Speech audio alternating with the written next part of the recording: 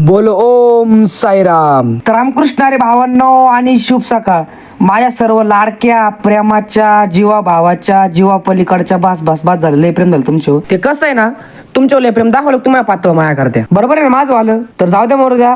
तुम्हाला रामनवमीच्या खूप खूप शुभेच्छा. आता रामनवमीचा सण म्हटल्यावर तुम्हाला तर माहिती आहे बाबांची शिर्डी किती गजबजलेली असती.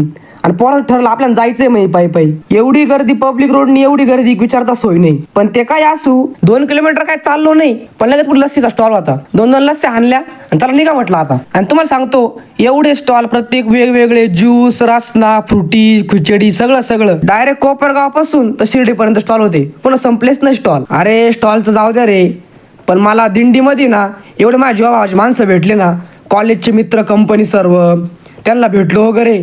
त्याच्यानंतर पुढे आलो आपले दादा भेटले. दादा झालं, आपले प्रथमेश भाऊ झालं, आपले दुसरे भाऊ. मनाच्या मनात एकच विचार यायचा, ऋषी जगताप तुला काही कमवलं नाही पण माणसं एवढे कमवले जेव्हा भावाचे का विचारताच होय नाही. फायनली पोहोचलो बाबा नगरीमध्ये.